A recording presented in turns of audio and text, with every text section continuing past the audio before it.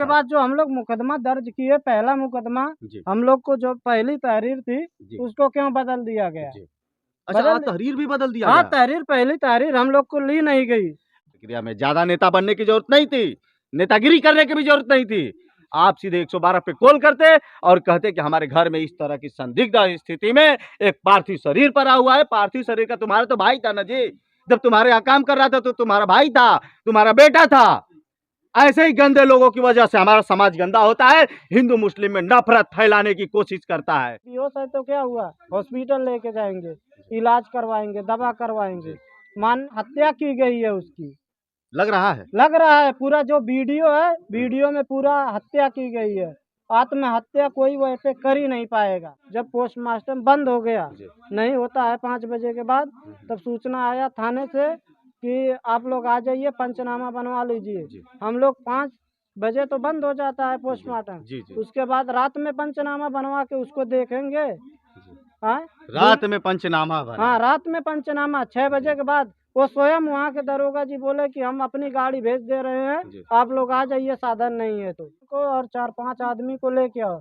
मैं बोला कि जब वो बैठा है रूम में है तो जरूरत क्या है प्रधान की और 4-5 लोगों की, भीड़ क्यों लेके आए? साथियों नमस्कार, मैं इस समय आजमगढ़ जिले के ठीक एक पड़ोसी गांव में हूं और यहाँ पे गंदुई गांव है। यहाँ पे मुस्लिम पक्ष द्वारा ऐसा इन लोग का कहना है, ऐसा आरोप है और पोस्टमार्टम रिपोर्ट में भी ऐसा कह रही है, इन लोगों ने बताया है। पोस्टमार्टम रिपोर्ट में भी इस तरह का जवाब आया है कि दम घुटने से मौत हुई है। अब पूरा मामला इन्हीं से जानते हैं। जब सचिन यादव नामक का जब व्यक्ति के पास, उसके पार्थिव शरीर के पास लोग पहुंचते हैं तो पूरी जानकारी क्या होती है, कैसे किस हालात में देखते हैं और उसके बाद क्या होता है। तो सबसे पहले आप अपना परिचय बताइए। मेरा नाम सचिन यादव, ननकारपुर का रहने वाला हूँ। ये छोटा भाई इसका मेरे पास गाड़ी सीखने आया था, तो मैं घर पे आया था 5-6 दिन पहले।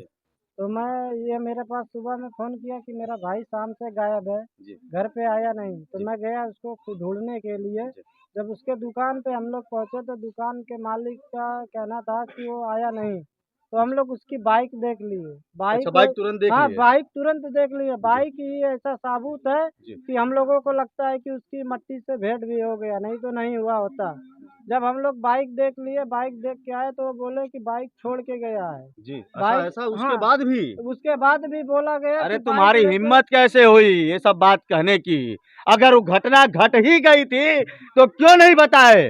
तुम्हें बताना चाहिए। मेरी वीडियो देख रहे होगे, कोई दिक्कत नहीं है, लेकिन तुम्हें ये चीज बताना चाहिए। ऐसा नहीं करना चाहिए किसी के साथ।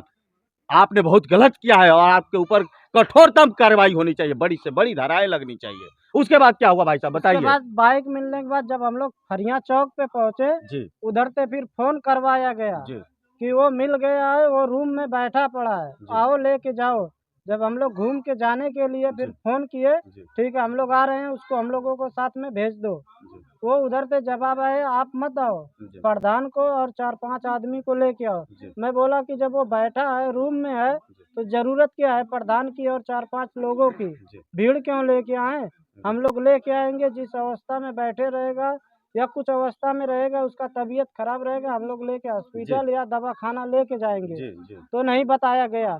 उसके बाद दोबारा रिटर्न फोन आया कि वो बेहोश हो गया है, रूम में है, आके ले जाओ। प्रधान को और गांव के 4-5 लोग को जल्दी लेके आओ यहाँ पे। जब उसके बाद हम लोग फिर भी बोले कि नहीं हम लोग आ रहे हैं, बेहोश है तो क्या हुआ, हॉस्पिटल लेके जाएंगे, इलाज करवाएंगे, दवा करवाएंगे। मानने को इनकार नहीं हुए, फिर से बोले कि नहीं प्रधान को लेके आओ और 4-5 लोग को लेके आओ। जब हम लोग लेके गए वहाँ पूरा सरामीर थाना जमा था। जब उनकी माँ गई तो पहले तो उनको अंदर बैठाया गया। पुलिस प्रशासन द्वारा कोई हम लोग को सूचना नहीं दिया गया कि उसके साथ में ऐसी घटना घट गई है, नहीं दिया गया। उसके बाद हम लोग बाहर आए, उसकी माँ को बाहर बैठा दिया गया। उसके बाद कोई सूचना नहीं। हम लोग जानने की बहुत प्रयास किए, गए भी वहाँ पूछे कि भाई को जो भी बात है या लड़की का मैटर है, कोई पकड़ा धकड़ा गया है या पैसे की लेन देन में मामला है तो बता दो। कुछ बताया नहीं गया। उसके बाद बोला गया ठीक है लैब जांच आ जाएगी, उसके बाद आप लोग उससे मुलाकात कर लेना। तब भी नहीं बताए। इतना तो बताना चाहिए, लैब जांच किस लिए आती है। घर को बिना सूचना दिए आपने सारी जांचें मंगा ली, लेकिन 112 नंबर प्रयोग करना चाहिए। हाँ। 112 नंबर इमरजेंसी में आपको प्रयोग करना चाहिए था, घर वालों को बुलाना चाहिए था, उनकी मम्मी को बुलाना चाहिए था और खुद से जाके कहना चाहिए था। 112 नंबर बुलाते, मौके पे देखती और सारा चीज वही कराती अपनी प्रक्रिया में। ज्यादा नेता बनने की जरूरत नहीं थी, नेतागिरी करने की भी जरूरत नहीं थी। आप सीधे 112 पे कॉल करते और कहते कि हमारे घर में इस तरह की संदिग्ध स्थिति में एक पार्थिव शरीर पड़ा हुआ है। पार्थिव शरीर का तुम्हारा तो भाई था ना जी, जब तुम्हारे यहाँ काम कर रहा था तो तुम्हारा भाई था, तुम्हारा बेटा था। ऐसे ही गंदे लोगों की वजह से हमारा समाज गंदा होता है, हिंदू मुस्लिम में नफरत फैलाने की कोशिश करता है। और फिर उसके बाद क्या हुआ? उसके बाद क्या होगा, लैब जांच आई, जी 3 लोगों को ऊपर ले गया। जब जी जांच वोच करके आ गई जी तब लोग ऊपर ले गए जाया गया। जी हम लोग ऊपर गए, फिर वीडियो बनाने की कोशिश की है कि जी वीडियो बना लें, जी लेकिन उसको देखते ही दिमाग तो सकमका गया सबका जी कि ऐसा कैसा हो गया। ना सूचना जी ना कोई खबर, जी डायरेक्टली मिलवाया गया मट्टी से। जी उसके बाद पुलिस आई, जी जांच पड़ताल सब हो गया, जी पुलिस आई।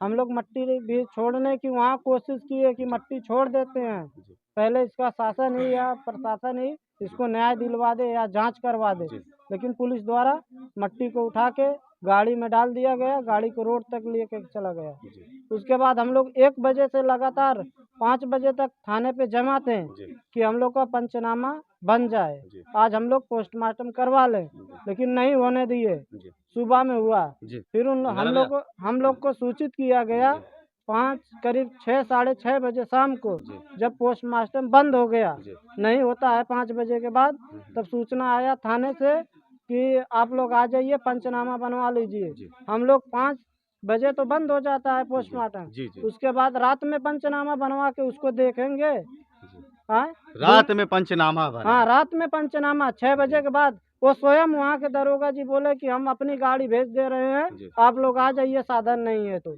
दरोगा जी और थाने के एसओ साहब, एसएचओ साहब, आप भी कान खोल के सुन लीजिए। कई जगह इस तरह की शिकायतें मिलती है। थाना एसएचओ, थाना पुलिस का, मैं सभी लोगों को नहीं कह सकता, कुछ लोग ऐसे अफसर है ना कि पैर छूने को मन करता है, लेकिन कुछ ऐसे गंदे लोग है ना, अरे कब तक बचाने की कोशिश करेंगे महाराज। यहाँ तो न्याय आप दे देंगे थाने से, लेकिन ऊपर न्याय भगवान करेंगे। और अगर आपने इस तरह का अगर अन्याय किया है तो भगवान कभी छोड़ेंगे नहीं।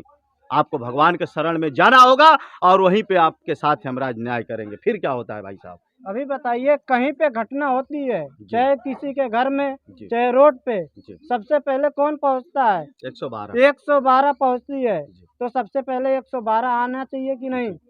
112 पहुंचेगी और आपको भी सूचना देगी और उसको भी देगी। उसको लेकिन देगी। यहाँ पे हुआ क्या है? वहाँ पे हुआ क्या है? वहाँ हत्या की गई है उसकी, लग रहा है। लग रहा है। पूरा जो वीडियो है, वीडियो में पूरा हत्या की गई है। आत्महत्या कोई वैसे कर ही नहीं पाएगा, जी। नहीं कर पाएगा। अच्छा ये बताइए, जो हम भी वीडियो फुटेज देखे हैं उसमें तो ड्रामा है जी, नौटंकी है। इस तरह से थोड़ी ना कोई फांसी लगाता है। गट्स के साथ कह सकता हूँ, यह नाटक है, यह ड्रामेबाजी है, यहाँ बचाने की कोशिश की गई है। फिर उसके बाद क्या होता है भाई उसके साहब? बाद जो हम लोग मुकदमा दर्ज किए, पहला मुकदमा, जी हम लोग को जो पहली तहरीर थी जी उसको क्यों बदल दिया गया? जी। अच्छा, बदल तहरीर भी बदल दिया हाँ, गया? पहली तहरीर हम लोग को ली नहीं गई। भाई थाने में ऐसा होता क्यों है? क्यों अपने मन से आप मुकदमा लिखवाते हैं? अगर मुकदमा आपको अपने मन से ही ये लिखवाना हमारी है पहली तो तहरीर फिर है, अपने जो मन बदल से दी न्याय गई ही है। कर दीजिए ना। क्यों पीड़ित को परेशान करते हैं, बुलाते हैं आप? थोड़ा सा मैं दिखाने की कोशिश करूंगा, आप देख सकते हैं, आप लोग कैमरे में कैद कर लेंगे। बेहद दुखद घटना है, बेहद शर्मनाक घटना है। यहाँ से सांसद, पूर्व में सांसद रहे हैं दिनेश लाल निरहू जी, धर्मेंद्र यादव जी तो प्रेजेंट टाइम में है, वर्तमान में। आपने देखा भी होगा, धर्मेंद्र यादव जी का बयान आता है कि मैं हिंदुओं के साथ खड़ा हूँ। बात आती है तो लोग कहते हैं, लेकिन फिर धर्मेंद्र यादव और निरहू जी दोनों लोग कर क्या रहे हैं? उनका क्या सहयोग है? धर्मेंद्र यादव जी और निरहू जी तो स्वयं सांसद है नहीं जी उनको तो मैं कोई दोष नहीं दूंगा, जी लेकिन जो मौके पे हमारे आजमगढ़ जिले में जी 10 विधायक और दो सांसद हैं, जी उन लोगों तक अभी तक इस दरवाजे पे झांकने नहीं आए। जी। उम्मीद क्या करते हैं? निरहू जी से क्या आग्रह करना चाहेंगे? धर्मेंद्र जी तो लगता है गए हैं सेवई खाने, क्योंकि उनको सेवई खाने से फुर्सत नहीं मिलेगी ऐसे नेता लोग। लेकिन दिनेश लाल और निरहू जी बहुत अच्छे नेता है, मैंने भी देखा है, उनसे क्या आग्रह करना चाहेंगे? उनसे आग्रह है जी कि जो हमारी सच्चाई है जी उसको जांच करवा के जी हमारी सच्चाई को हम लोग को सामने ला दो, जी उसी में हम संतुष्ट हैं। जी। इस परिवार के लिए कुछ मांग करना चाहेंगे, क्योंकि कोई कमाने धमाने वाला नहीं है, माताजी भी दूसरे के यहाँ काम करती हैं, अपना घर नहीं है। कुछ उम्मीद रखते हैं? उम्मीद की यही बात है, जी हमें मांग की कोई आवश्यकता नहीं है। जी हम उसके भाई तमाम हैं, कमा के उसकी माँ को खिला लेंगे। जी उसके भाई के घर नहीं है, जी उसके लिए भी सेवा कर सकते हैं। जी लेकिन हमें यही उम्मीद है सबसे कि उसको जो सच्चाई है उसको सामने लाया जाए। मांग क्या रहेगी आपकी मांग सरकार से? सरकार से मांग कुछ भी नहीं है, जी। सच्चाई को आगे लाइए बस। अब बहुत अच्छा लगा, ये चाहते हैं कि सच्चाई सामने आए, हमें कुछ नहीं चाहिए, हमें सच्चाई आना चाहिए और सच्चाई के साथ साथ न्याय कर दीजिए। जब सच्चाई आएगी तो आगे का आगे देखा जाएगा। आगे का आगे देखा जाएगा, जी। सच्चाई को आगे लाइए बस। बहुत बहुत शुभकामनाएं। जो भी देश की जनता देख रही है, हिंदू हो या मुसलमान हो, इस वीडियो का मतलब ये नहीं है कि मैं नफरत फैलाऊं और आपको नफरत फैलाना भी नहीं है, हिंदू मुसलमान करना भी नहीं है। लेकिन अगर हिंदू गलत करे चाहे मुस्लिम गलत करे तो उसके सलाखों के पीछे करना है और उसको बड़ी से बड़ी सजा दिलवाना है। बहुत बहुत शुभकामना, धन्यवाद।